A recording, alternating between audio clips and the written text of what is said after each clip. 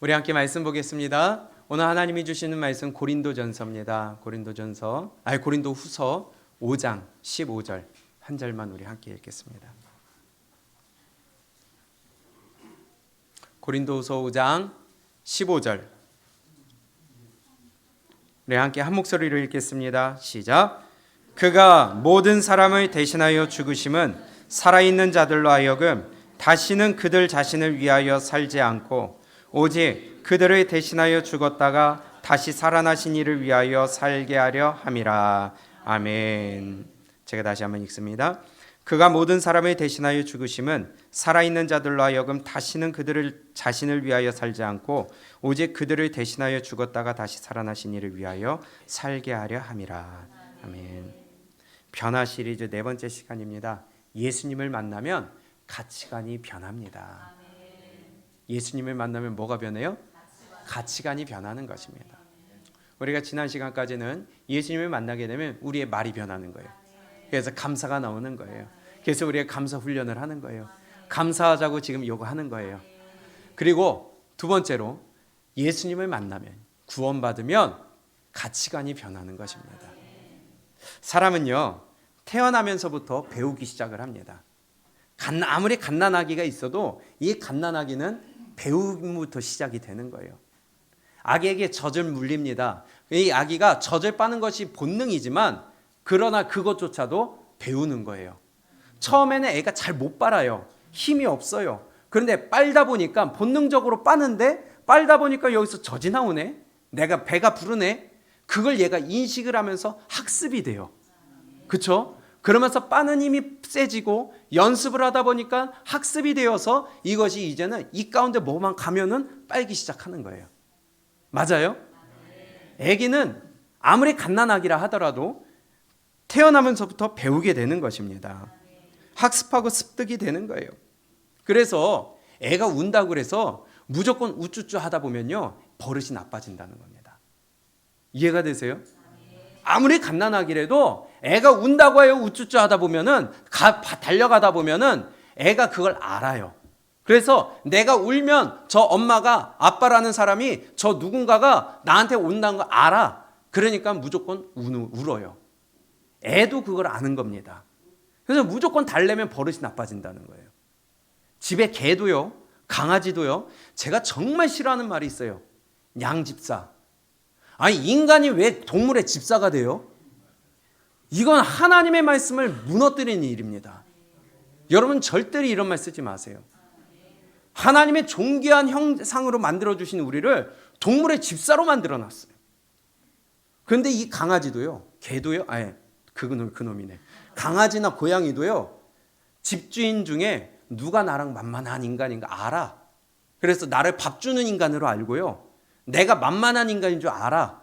그래서 어떤 주인 앞에서는 꼬리치고 거기서 납작 엎드리는데 어떤 주인 앞에서는 물고 짖고 대들어요. 맞아요? 강아지나 고양이 이 동물들도요 안다는 겁니다. 배운다는 겁니다. 학습한다는 거예요. 여러분들의 존귀한 모습을 동물의 집사로 전락시키지 마세요. 그것들은 다스리고 그냥 이뻐하고 이것까지 의지할 대상도 아니에요. 사람도 의지할 대상이 안 되는데 어찌 동물한테 위로를 얻고 어찌 동물한테 의지를 하고 이 미친 짓입니다. 기독교인들은 절대로 그 짓 하면 안 돼요. 아멘? 배운다는 겁니다. 학습한다는 거예요. 분별할 줄 안다는 거예요. 또 흥분하네. 아이가요 자라면서 하나하나 배웁니다. 가정에서도 배우고요 학교에서도 배우고요 친구들 사이에서도 배우게 되는 거예요. 그것이 하나하나 쌓여서 이 아이의 인격이 되고요 이 아이의 기준이 되어가는 것입니다. 가정에서는 먹는 법을 배워요. 순종하는 법을 배우고요 위험한 걸 배우고요 분별해야 될 것을 배우고요 예절을 배우고요. 그래서 가정예절 교육이 중요한 겁니다. 또 학교를 가요. 학교에서 공부를 하면서 지식을 습득합니다. 그것이 쌓이고 쌓여서 이 아이의 지식이 되고 재산이 되는 거예요. 친구들을 만나면서 친구들 사이의 관계 가운데 부딪히고 또 쟤는 어떤 애고 이러한 것을 경험하게 되는 겁니다. 부모를 통해 가정에서 학교에서 친구들과 여러 사람들의 관계 속에 내가 경험하고 배우고 습득하는 것을 통하여서 이 아이의 인격이 만들어지고 한 사람의 가치관이 형성되는 겁니다. 맞습니까? 그래서 그 가치관이 형성이 되니까 그 가치관대로 살아가게 되는데 이 가치관이 얼마나 무서운지요. 저 북한에 있는 애들은요. 어렸을 때부터 수령님을 섬기게 되는 거예요. 그걸 배우게 돼요. 그게 가치관이 돼요. 그러니 비가 와도 집이 무너져도 집이 불타도 집이 떠내려가도 제일 먼저 해야 되는 게 뭐예요? 우리 아바이 수령님 사진 갖고 와야 돼. 그거 먼저 구해야 돼. 우리 몇 년 전에 동계올림픽 할 때 북한에서 응원 다녀왔어요. 그 응원단이 거리에 버스 타고 가는데 현수막에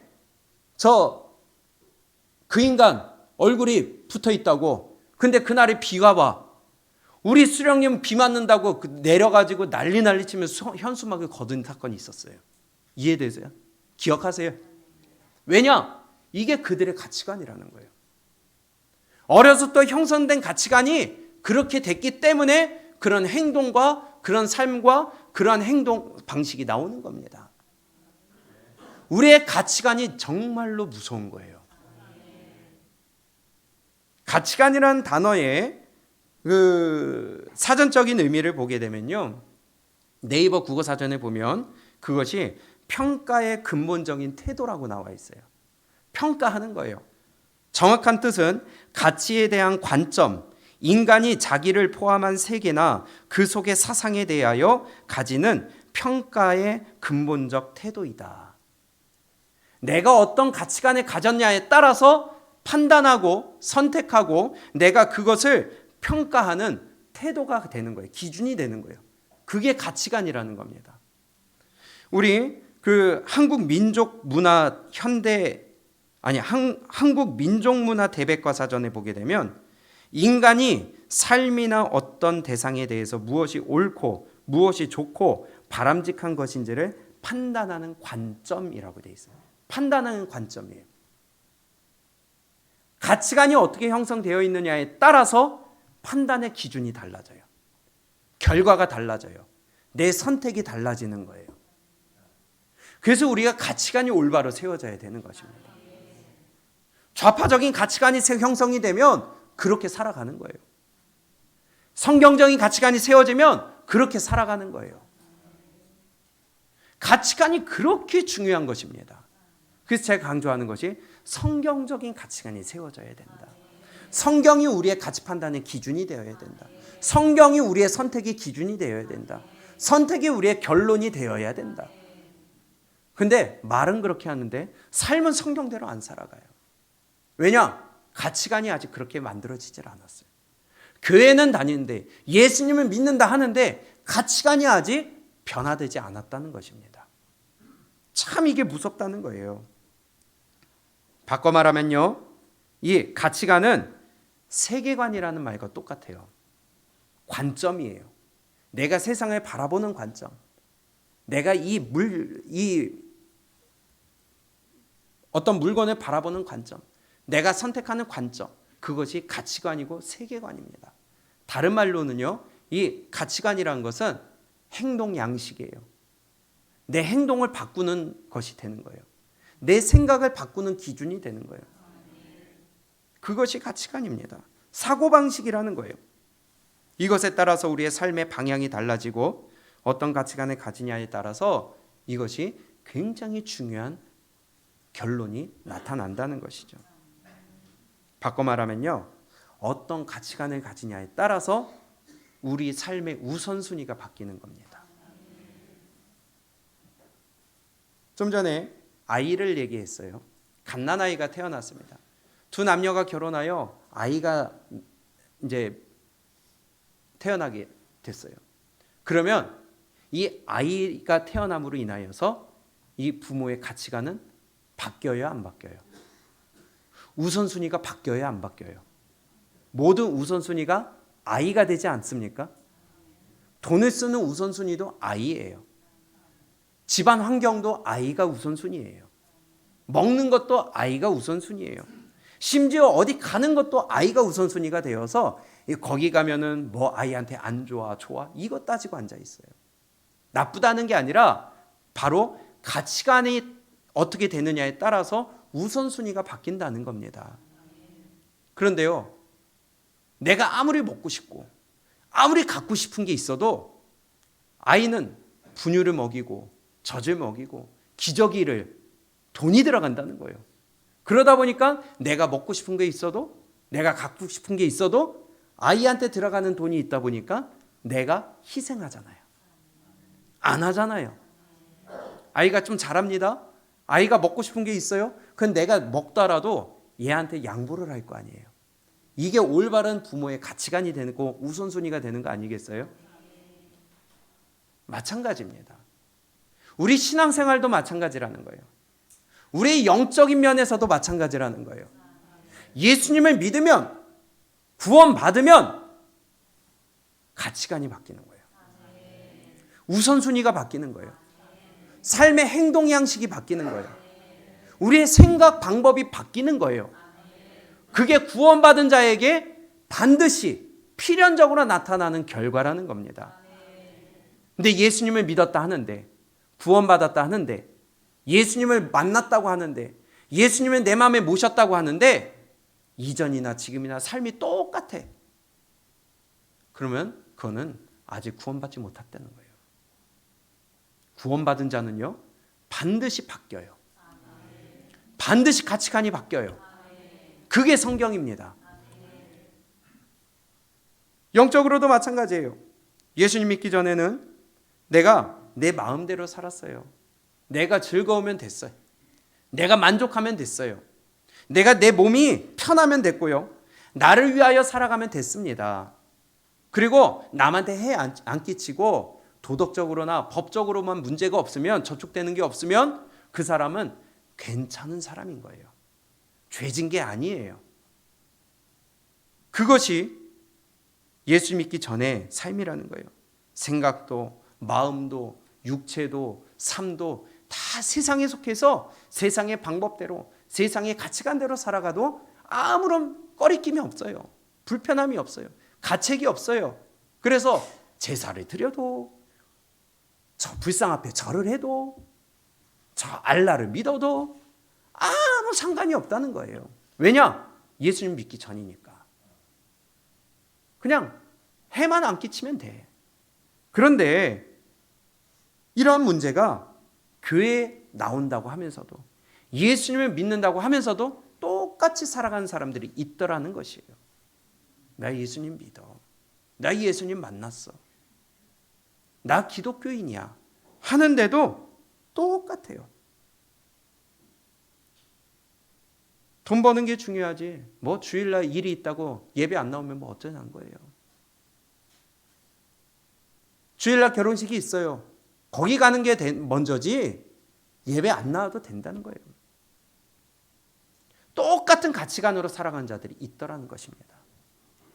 예수님을 믿는다고 하면서 희생할 줄을 몰라요.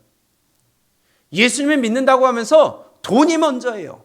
그게 우상이 돼 있어요. 가치관이 안 바뀌었다는 겁니다. 행동 양식이 안 바뀌고 삶의 방향과 목적이 안 바뀌었어요. 그거 구원 안 받은 겁니다. 착각하고 있는 겁니다. 세상의 방법과 세상의 가치관과 세상의 기준대로 살아가고 있는데 그가 어떻게 하나님의 사람이라고 할 수가 있겠어요? 구원받은 자는요, 예수님을 진짜 만났다고 하는 자는요, 가치관이 변해요. 삶의 우선순위가 변해요. 말씀 때문에 내가 희생하는 거예요. 하나님이 하지 말라고 했기 때문에 내가 안 하는 거예요. 안식일을 기억하여 거룩히 지키라. 그 말씀 때문에 내가 아무리 중요한 사람의 결혼식이 있어도 하나님 앞에 나오는 거예요. 중요한 내 업무가 있어도 하나님 앞에 나오는 거예요. 하나님이 이해하시겠지. 아니요. 그거 착각 중에 큰 착각입니다. 하나님은 말씀대로 심판하신다고 그랬어요. 가치관이 여전히 세상적입니다. 가치관이 뭐라고 그랬어요? 평가하는 근본적인 태도라고 그랬어요. 판단하는 관점이라는 거예요.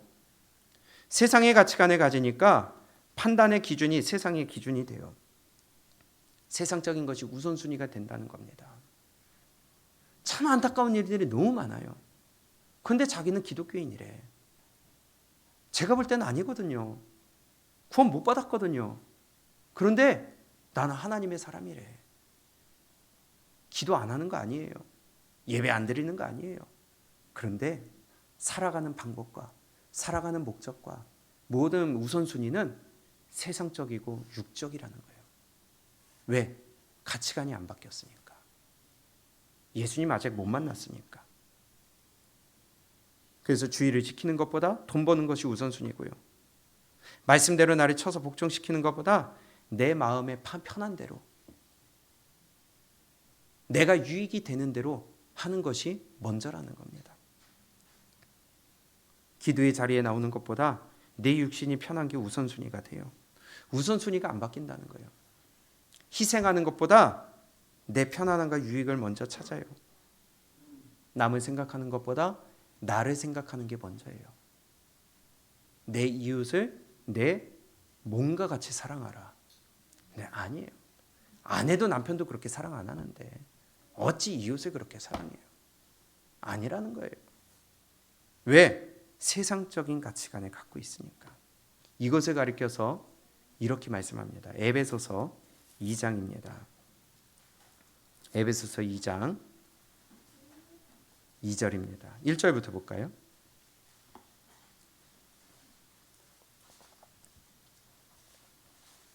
예수님은 믿기 전의 모습을 얘기하는 겁니다. 예수님은 아직 못 만난 사람이라요. 교회 안에 있어도 이런 사람이 있다는 거예요. 에베소서 2장 1절 시작. 그는 허물과 죄로 죽었던 너희를 살리셨도다. 그때에 너희는 그 가운데서 행하여 이 세상 풍조를 따르고 공중의 권세 잡은 자를 따랐으니 곧 지금 불순종의 아들들 가운데서 역사하는 영이라. 아멘. 그때에 너희가 예수님 믿기 전에, 구원받기 전에 너희가 어떤 삶을 살았느냐? 세상 풍조를 따라가요. 세상의 가치관을 따라가요. 세상의 기준대로 따라가요. 또 공중의 권세 잡은 자 누구예요? 불순종의 아들들, 마귀라는 겁니다. 마귀를 따라가요. 마귀가 기뻐하는 짓만 해요. 그게 믿기 전의 행동이라는 겁니다. 뿐만이 아니라 3절에 보면 전에는 우리도 다 그 가운데서 우리 뭘 따라요? 육체의 욕심을 따라 지내며 내 육체의 욕심, 내 육체의 만족, 내가 원하는 것, 내 마음에 편한 것, 내 마음에 기뻐하는 것, 그것만을 따라가는 삶을 살아가는 거예요.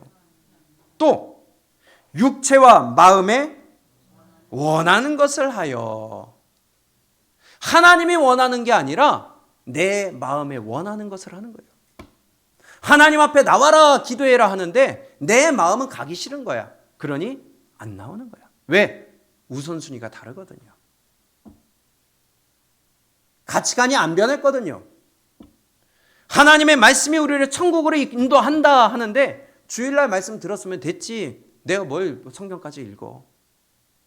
1년이 지나도 2년이 지나도 성경이 그냥 반짝반짝 아무리 넘겨도 2장 3장 한꺼번에 잡히고 가치관이 안 변해요. 우선순위가 안 변한다는 겁니다.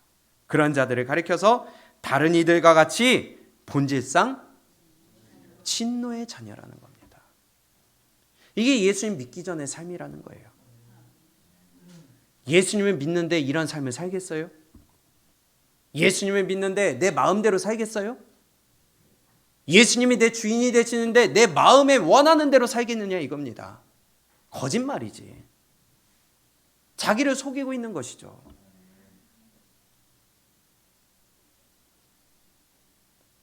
하나님을 모르니까 세상을 따라갑니다. 공중권세 잡은 자, 불순종의 아들들을 따라가요. 마귀를 따라가요. 반대로 하나님이 싫어하는 짓만 골라서 한다는 거예요. 그게 예수 믿기 전의 삶이라는 거예요. 그것을 성경은 죄라고 말씀하시는 겁니다.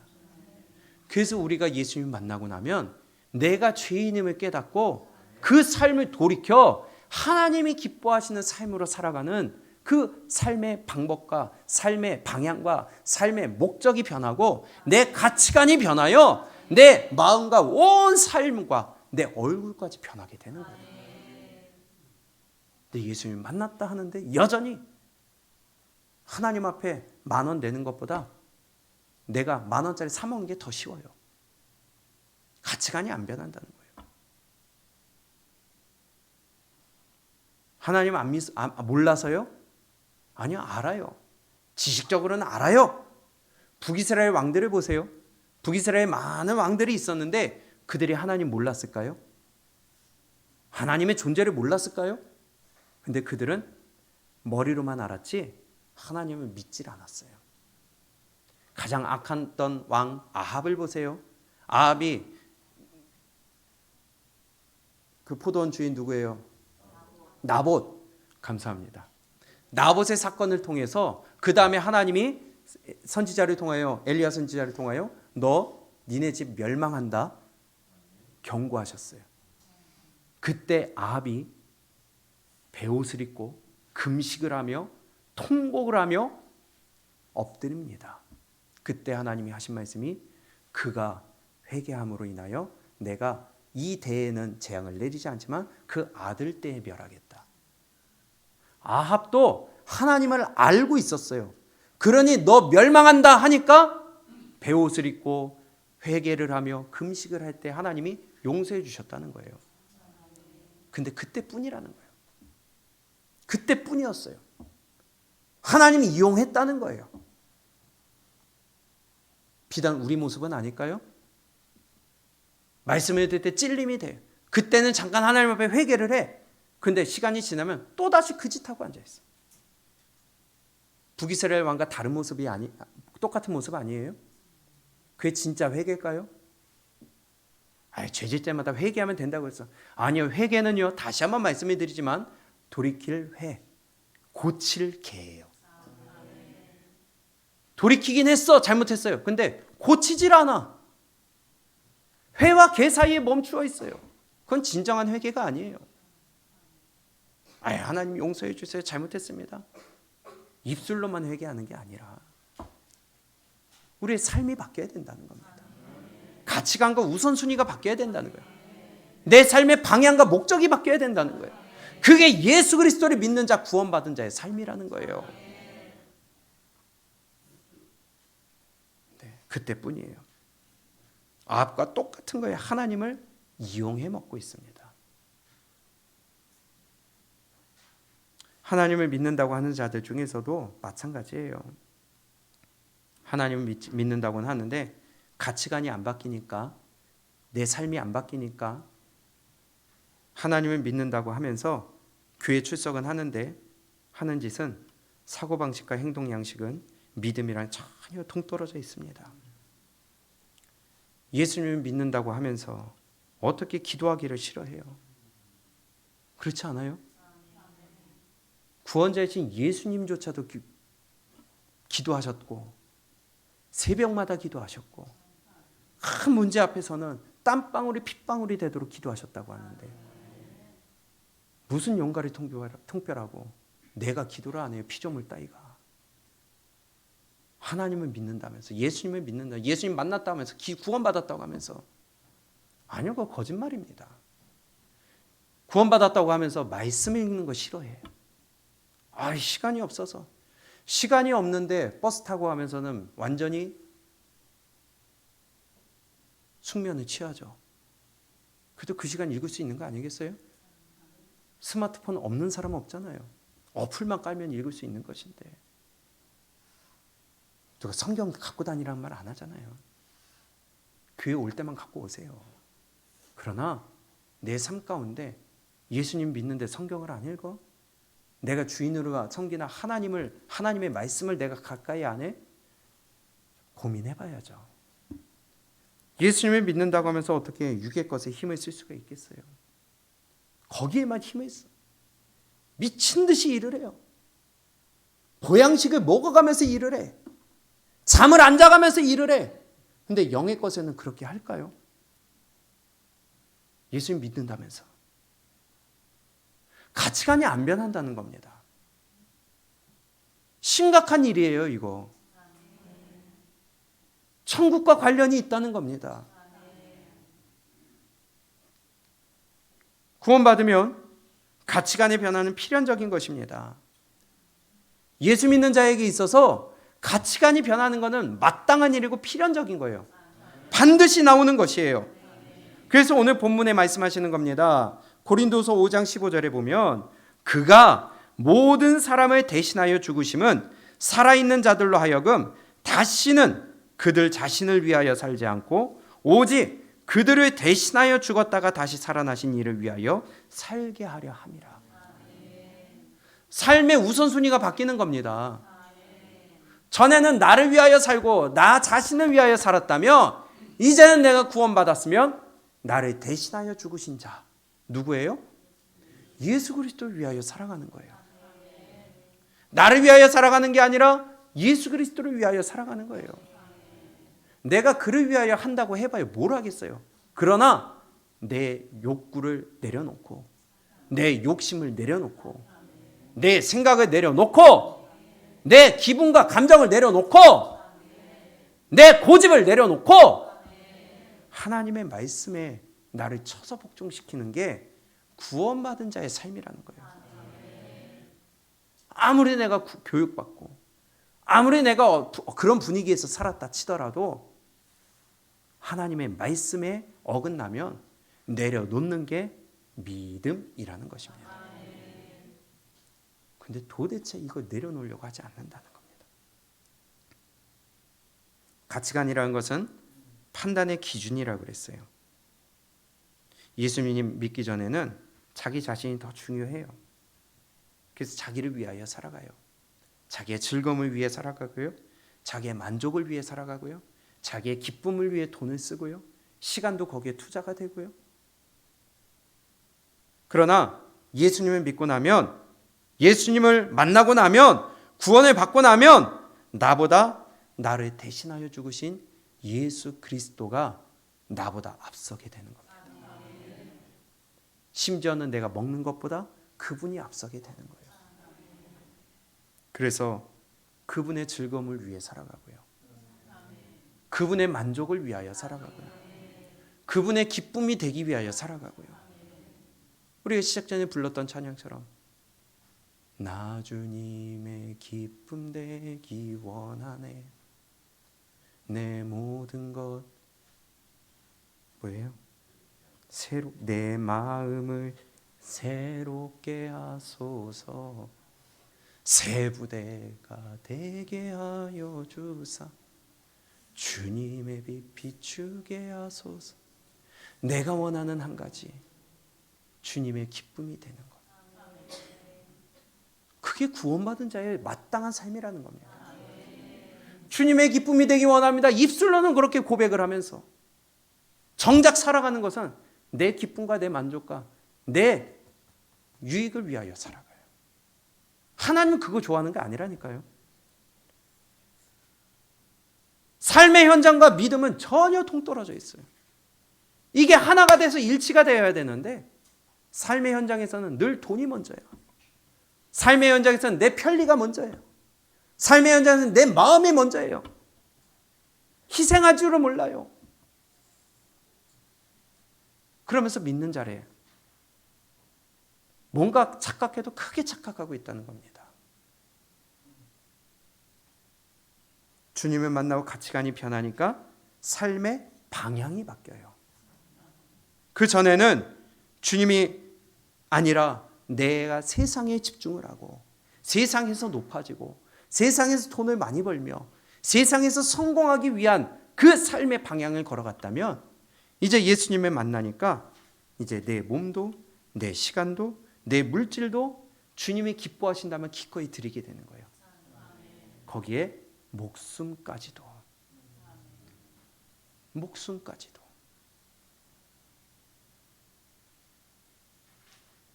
전에는 어떻게 하면 이 땅에서 돈 잘 벌고 편하게 살까? 어떻게 하면 화장실 하나 늘릴까? 어떻게 하면 평수 늘릴까? 어떻게 하면 차가 더 좋은 거 타실 수 있을까? 어떻게 하면 내가 좀 더 좋은 거 물려줄 수 있을까?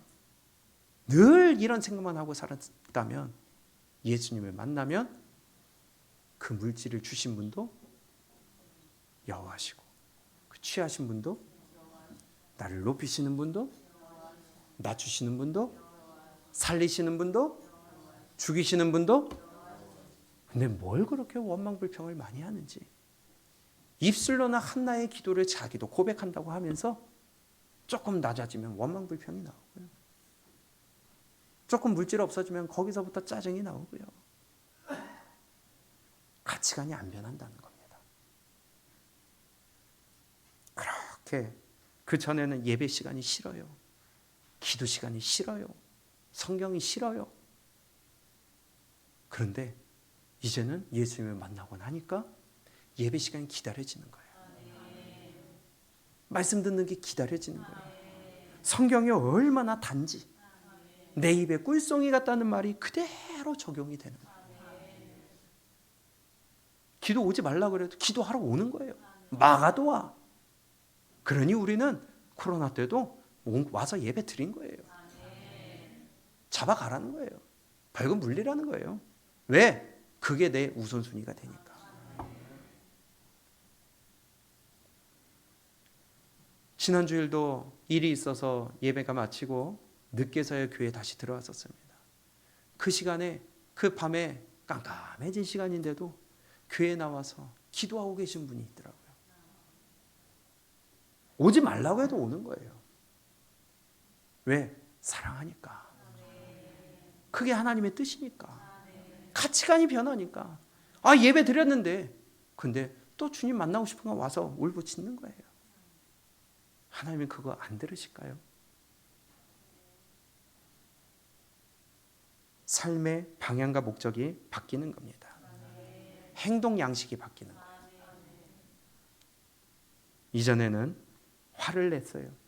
자기 이익만 챙기던 사람이 어느 날부턴가 손해를 보고 웃어요. 예수님을 만나니까. 남들이 하기 싫어하는 일을, 손도 안 되는 일을 자진해서 해. 회사에서 하기 싫은 일을 제가 할게요. 제가 대신 야근할게요. 제가 대신 도와줄게요. 다른 사람들을 위해서 희생을 하고요. 그 전에는 지하철을 타면은 그냥 사람들 미치고 막 뛰어들어가서 자리에 앉으려고 가방 던지고 그랬던 아줌마가 예수님을 만나니까 이제는 가방을 던지기는커녕 자리를 양보하고 내가 좀 서서 가더라도 자리 양보하게 변하게 되는 거예요. 보통 돈을 안 쓰던 인간이 어느 날부터 갑자기 밥을 사네, 커피를 사네. 도통 웃질 않던 인간이 갑자기 어느 순간 실실 웃고 다녀요. 왜? 가치관이 변했거든요. 내가 구원받으니까 기쁘거든요. 아이, 도대체 직원들한테 복지를 없어. 그랬던 사장이 어느 날부터 막 직원을 생각을 해. 왜? 예수님을 만났거든요. 너희는 너희가 위에 있을지라도 네 위에 있는 하나님을 생각하라. 성경에서 말씀하시잖아요. 일할 때 맨날 원망해요. 불평해요. 우리 사장은 어떻고 저 사람은 어떻고. 근데 일할 때 내가 먼저 희생하고 일할 수 있는 거에 감사하면서 열심히 내 일처럼 일을 해. 왜? 예수님을 만나니까 너희는 손으로만 하는 척하지 말고 주인의 일을 너희는 열심히 하라고 말씀하시니까 변하는 겁니다.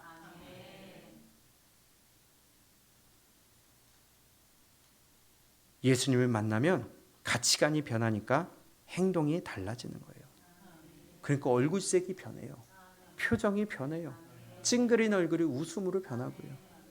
같은 주름이라도 찡그려서 나는 주름과 웃으면서 나는 주름은 달라요. 웃을 때 이러고 웃지 마세요. 그거 좋은 주름이에요. 저 사람 미쳤어? 왜 저렇게 실실 웃고 다녀? 타이어 가게 보면요, 우리 사장 미쳤어요. 그것처럼 주변에서 저 사람 미쳤어. 왜 이래? 왜 갑자기 변해? 사람이 갑자기 변하면 죽는다는데 맞아요. 내 옛사람은 죽었거든요. 내 허물은 죽었거든요. 그리고 새롭게 되었거든요. 예수님을 만나면 가치관이 변하니까, 우선순위가 변하고, 삶의 방향이 바뀌면, 삶의 목적이 바뀌고, 내 행동이 달라지는 겁니다. 그래서 예수 믿는 사람들은 달라지는 것이 마땅한 일이에요. 바울을 보세요. 바울은 예수 믿는 사람들 잡아 가두는 사람이었어요. 죽이는 사람이었어요. 어느 날도 그가 명령서를 받아들고 이제는 예수 믿는 사람을 잡으러 갑니다. 다메섹 도상에서 예수님을 만나요. 설명 안 해도 되죠? 그러면서 그의 삶은 완전하게 바뀝니다. 우선순위가 바뀌고 가치관이 바뀌니까 예수님을 만난 다음에 내가 죽이던 그들을 오히려 살리는 자가 돼요. 죽이던 자가 살리는 자가 됩니다. 삶의 가치관이 바뀌니까 빌립보서 3장에서 내가 그전에 그렇게 원하던 것, 소중하게 원하던 것, 내가 붙잡던 것, 모든 것을 해로 여김은 그리스도 예수를 아는 지식이 가장 고상함이라. 고상하다는 것은요, 가장 귀한 가치라는 뜻이에요. 그전에는 내가 이걸 지키기 위하여 이것 때문에 살았다면 예수님을 만나고 가치관이 변하고 우선순위가 변하니까 예수 그리스도를 아는 지식이 가장 고상함이라. 그게 가장 큰 가치가 돼요. 그것 때문에 내가 모든 가졌던 것, 지식도 물질도 배경도 모든 것을 다 해로 여겼다. 배설물과 같이 여겼다. 왜 그랬느냐? 내가 예수 그리스도 안에서 발견되고 내가 그를 얻기 위함이다. 가치관이 변하는 겁니다. 그전에는 돈이 우선이었어요. 맨날 돈. 그러다가 예수님을 만나고 나니까 이 돈은 하나님이 주시는 거야. 내가 매달린다고 되는 게 아니야. 성경은 하나님 앞에 드리면, 하나님 앞에 쌓으면 하나님이 부어주신다고 그랬어요. 누르고 흔들어 넘치도록 안겨주신대요. 안 믿으니까 안 하지. 가치관이 안 변하니까 안 바치지. 늘 돈이야. 바울은 변했어요. 가치관이 변하고 우선순위가 변하고 삶의 방향이 변하고 행동의 범위가 변하고 모든 게 다 변하니까 예수 그리스도를 위하여 살아가는 삶이 나온다는 겁니다. 결국은 그가 복음을 전하다가 잡혀갑니다. 로마로 압송되기 전에 아그리빠 왕 앞에 섭니다. 그때 그가 고백하는 것을 보세요. 사도행전입니다. 사도행전 26장이에요. 우리의 입에서 이러한 고백이 나올 수 있기를 바랍니다. 아그리빠 왕 앞에 서서 그가 무엇을 얘기하느냐? 내가 그 전에 또 뭘 고백했느냐? 내가 이단이라고 했던 도를 내가 전한다. 삶이 변하니까 그 전에 예수 믿는 사람을 무시하고 핍박하고 죽이고 가두고 욕하며 교회를 욕하고 교회 다니는 사람을 욕했는데 내가 예수님을 만나고 나니까 이제는 내가 그들을 전하는 그것을 따라가는 거예요. 그리고 아그리빠 왕 앞에 서가지고 26장 23절에 보니까 이렇게 얘기합니다. 제가 읽을게요. 곧 그리스도가 고난을 받으실 것과 22절부터 하나님의 도우심을 받아 내가 오늘까지 서서 높고 낮은 사람 앞에서 증언하는 것은 선지자들과 모세가 반드시 되리라고 말한 것밖에 없으니 내가 얘기하는 것은 선지자들이 얘기한 것만 나는 얘기했다. 모세가 앞으로 있을 일에 대해서 얘기한 것만 얘기했다. 그게 무엇이냐? 23절. 곧 그리스도가 고난을 받으실 것, 예수님이 십자가에 달리실 것, 또한 죽은 자 가운데서 먼저 다시 살아나사 이스라엘과 이방인들에게 빛을 전하시리라 함이니라 하니라. 이것만을 내가 전했다는 거예요. 그것 때문에 내가 지금 잡히고 그것 때문에 지금 내가 아그리빠 왕 당신 앞에 내가 서서 신문 받고 있다고 하는 것입니다. 그래 아그리빠 왕이 뭐라고 그래요? 24절입니다. 시작. 바울이 이같이 변명하며 베스도가 크게 소리내어 이르되 바울아 내가 미쳤도다. 내 많은 학문이 너를 미치게 한다니. 바울이 어떤 사람인지 알아요.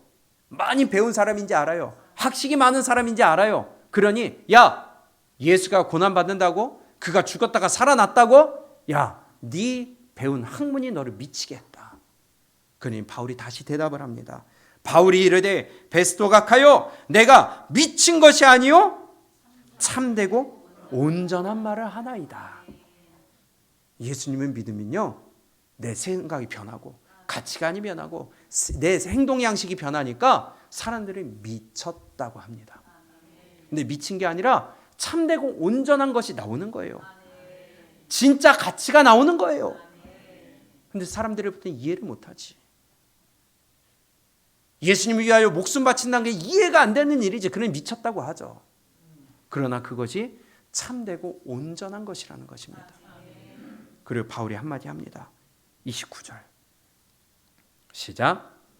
바울이 이르되 말이 적으나 많으나 당신뿐만 아니라 오늘 내 말을 듣는 모든 사람도 다 이렇게 결박된 것 외에는 나와 같이 되기를 하나님께 원하나이다 하니라. 아멘. 오늘도 이 자리에 계신 여러분들 모두가 바울이 결박된 것 외에, 잡히는 것 말고, 핍박받는 것 말고 바울과 같이 될 수 있기를 축복합니다. 가치관이 변할 수 있기를 축복합니다. 삶의 우선순위가 바뀔 수 있기를 바랍니다. 우리의 삶의 방향과 목적이 바뀔 수 있기를 바랍니다. 이게 바울이 아그리빠 왕 앞에 고백하는 겁니다. 너 미쳤다. 아니요, 나 미친 게 아니라 내가 참되고 온전한 말하는 것입니다. 지금 내가 이렇게 갇힌 거 외에, 묶인 거 외에, 이거 말고 내 말을 듣는 모든 사람들이 나와 같이 될 수 있기를 원합니다. 저도 같은 마음입니다. 여러분들 모두가 가치관이 바뀌기를 원해요. 삶의 우선순위가 바뀌기를 원해요. 삶의 방향이 바뀌기를 원해요. 삶의 목적이 바뀌기를 원해요. 바꿔 얘기하면 예수님을 진짜 만날 수 있기를 바라요. 예수님을 진짜 만나면 바뀔 수밖에 없어요. 변화될 수밖에 없어요. 에녹도 마찬가지죠. 그가 창세기 5장에 기록된 것에 따르면 65세까지는 하나님과 동행하는 삶을 살지 않았어요. 그러나 65세에 무드셀라를 낳고 300년을 하나님과 동행하며 살았다고 합니다. 65세까지는 지 마음대로 살았어요. 아담의 7세손 에녹이에요.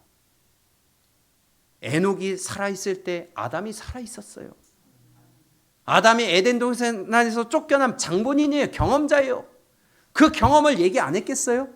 또 하나님 잘 섬겨야 된다. 듣질 않아. 지 마음대로 살아가요.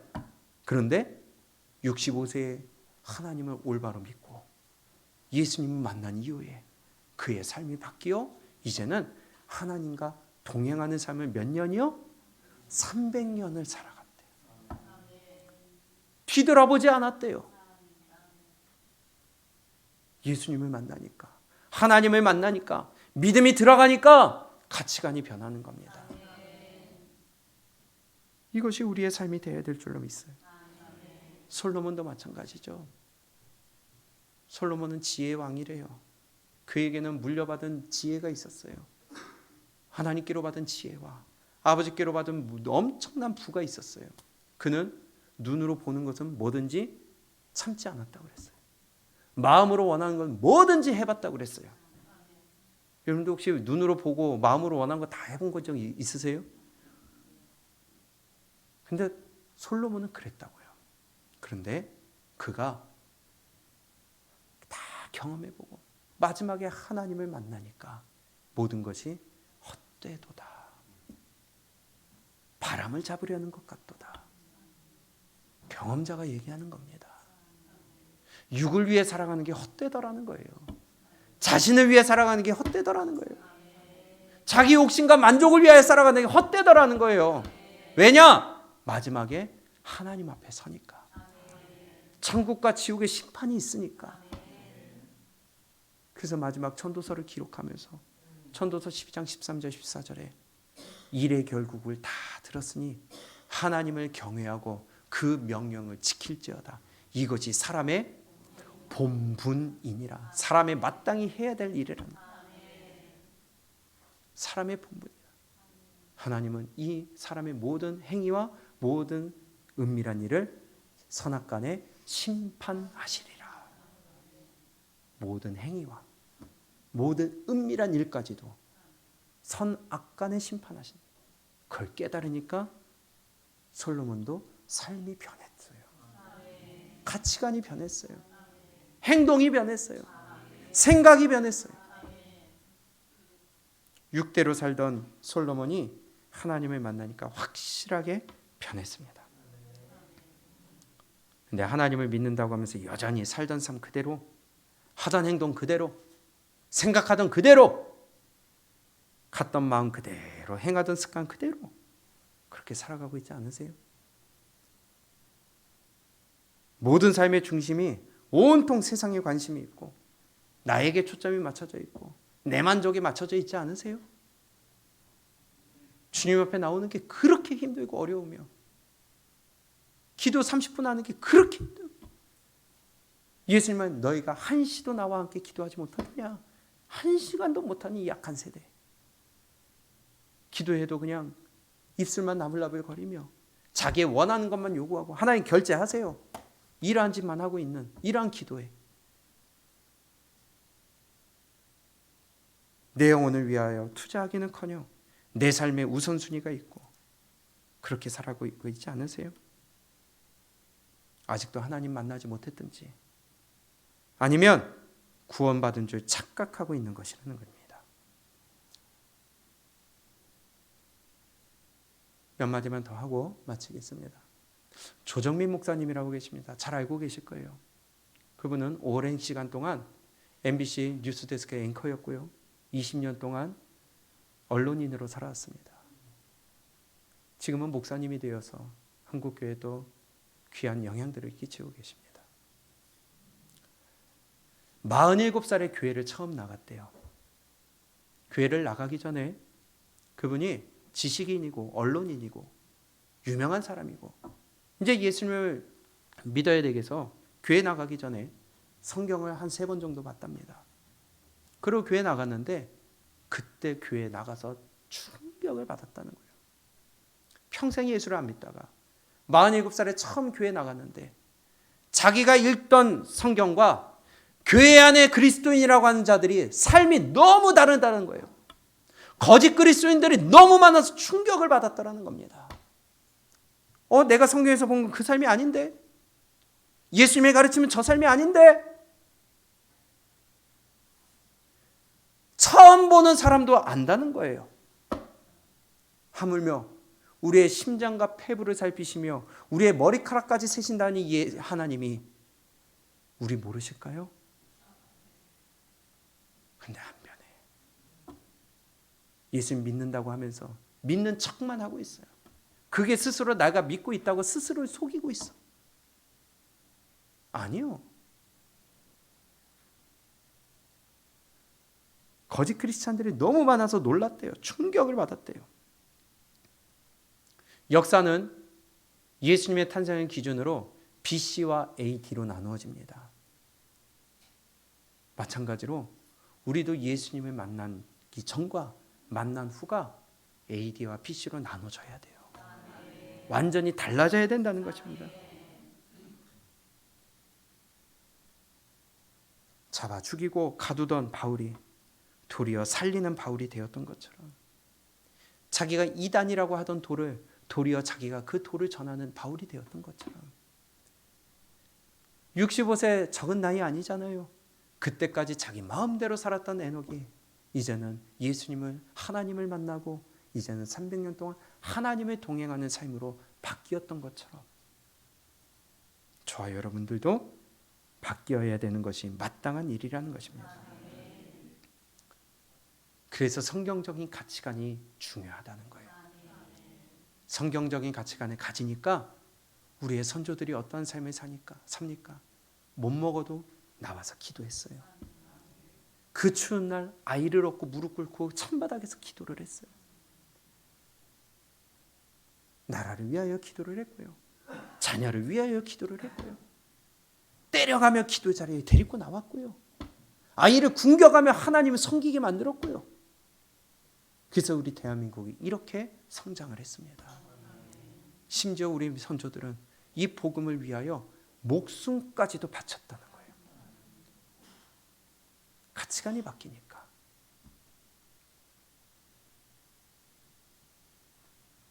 정말로 예수님 믿는다고 하면서 어떻게 세상과 가까이 지낼 수 있겠습니까? 구원받았다고 하면서 어떻게 세상을 벗삼을 수가 있겠어요?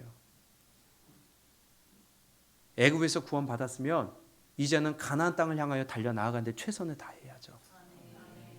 애굽에서 구원받아 가나안 땅을 향해 가면 저절로 애굽과는 멀어지게 돼 있어요. 세상에서 구원받았으면 세상과 멀어지는 게 마땅한 일입니다. 그런데 어떻게 구원받았다면서 어떻게 세상과 가까워지게 살 수가 있어요? 세상을 벗삼을 수가 있겠어요? 세상의 가치관으로 판단할 수가 있겠어요? 거짓말이죠.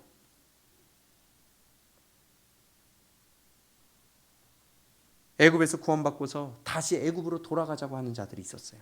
그들은 하나님이 하나도 남김없이 다 죽여버렸다는 겁니다. 가나안 땅 못 들어갔어요. 천국 못 들어갔어요. 구원받았으면 세상과 멀어지는 것이, 세상의 가치관과 멀어지는 것이, 세상의 기준과 멀어지는 것이 당연한 일입니다. 두 군데만 보고 마치겠습니다. 야고보서 4장입니다. 야고보서 4장 4절 말씀.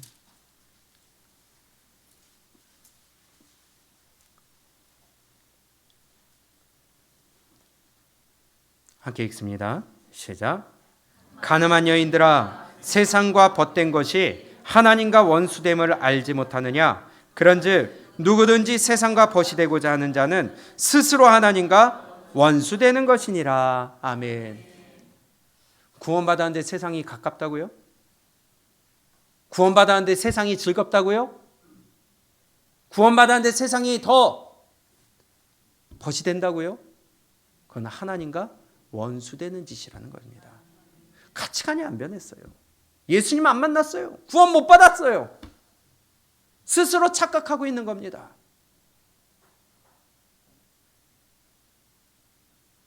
요한일서 2장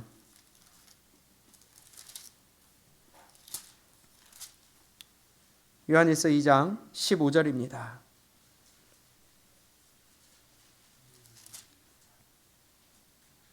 시작. 이 세상이나 세상에 있는 것들을 사랑하지 말라.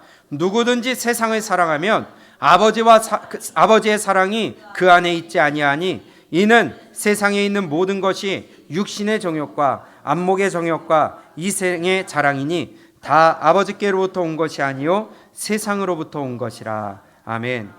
세상에 있는 것 사랑하지 말래요. 근데 자꾸 세상의 시선이 쏠려. 세상의 것에 마음이 뺏겨. 성경 보는 것은 시간이 그렇게 안 가는데 영화 한 편 보는 거는 3시간, 4시간. 시간 잘 가요. 기도하는 1시간은 미치겠는데 드라마 한 편은 아주 그냥 침 질질 흘려요.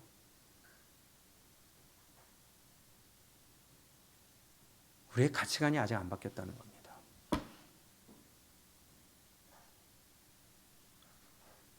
지옥이 가깝다는 말이에요. 바울의 고백처럼 내가 메인 것 위에 내 말을 듣는 지금 이 자리에 있는 모든 사람이 나와 같이 되기를 원하노라. 근데 이게 하나님을 만나야 되잖아요. 그럼 내 삶을 지금, 내 믿음을 지금 객관적으로 볼 수 있는 기준이 됐잖아요. 그러면 하나님, 나 만나주세요 해야죠. 하나님, 내가 거부하지 않겠습니다 해야죠. 내가 문 밖에 서서 두드리노니 문을 열면 내가 그로 인하여 먹고 더불어 마시리라. 근데 도대체 문 두들기고 계시는데 문을 안 열어. 마음의 문을 안 열어요. 내 기준 그 주어질 것만 붙잡고 안 놓는 거예요. 고집을 안 내려놔요. 내가 내 것을 내려놓으면 그 다음 역사는 하나님이 하시는데.